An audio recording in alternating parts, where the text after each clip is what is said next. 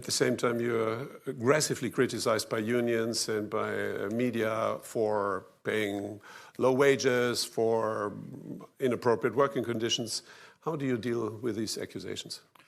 Well, first of all, when any criticism, my approach to criticism and what I teach and preach inside Amazon is when you're criticized, first look in a mirror and decide, are your critics right? If they're right, change. Don't resist. They right? No, but not in this case. But we've had critics be right before, and we've changed. We have made mistakes, and I can go through a long list. Probably one of the early most painful ones. It's so stupid. It's hard to believe how we ever did it. But early on with the Kindle, maybe the first year of the Kindle or the second year of the Kindle, we had accidentally, illegally sold or given away, I guess, copies of the famous novel 1984 because it had a complicated copyright history. It was in copyright in the US and not in the UK or something strange like this. So it was in the public domain, but only in certain geographies. And we had screwed that up. And somehow, and this is a kind of mistake that only a corporation can make. An individual can't make this mistake because somehow it's like it happens at the intersections of the different teams. So you've got the legal department saying, "Oh crap, we've made this mistake," and you've got the books team.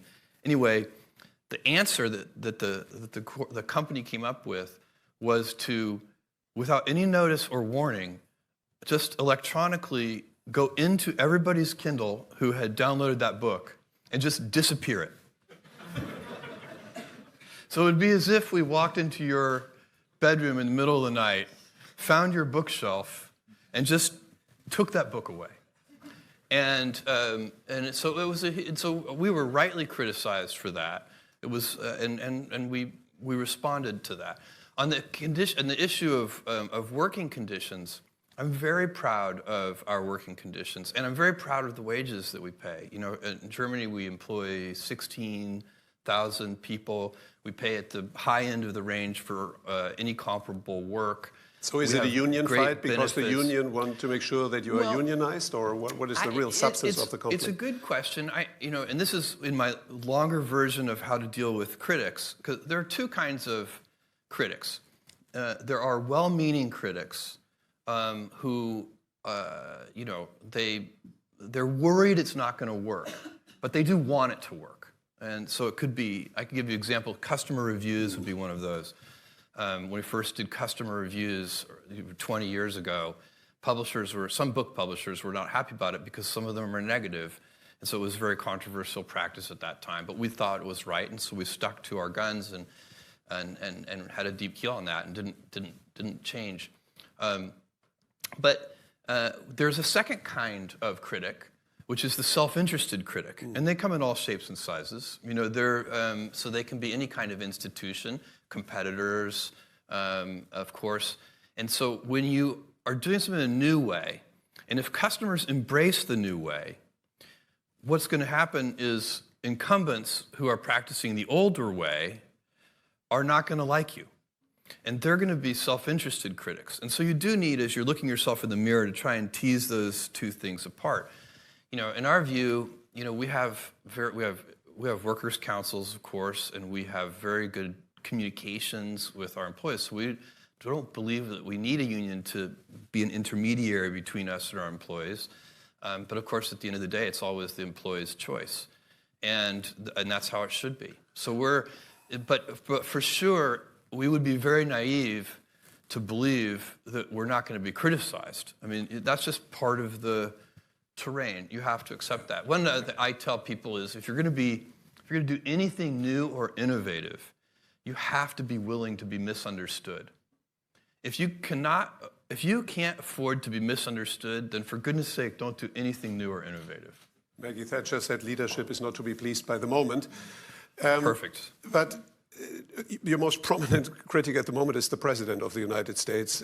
People are even saying that he may be willing to prepare initiatives to break up Amazon because it's too big, it's too successful, it's too dominant in too many sectors, or for very other reasons. First of all, is this scenario of a breakup something that you take seriously, or you think it's just a fantasy? For me, again, this is one of those things where, I focus on and ask our teams to focus on what we can control. And I expect, whether it's the current U.S. administration or any other government agency anywhere in the world, Amazon is now a large corporation, and I expect us to be scrutinized. We should be scrutinized. I think all large institutions should be scrutinized and examined. It's reasonable. And what's one thing to note about us is that we have gotten big in absolute terms only very recently. So we've always been growing fast in percentage terms. But in 2010, just 8 years ago, we had 30,000 employees. So in the last 8 years, we've gone from 30,000 employees to 560,000 employees.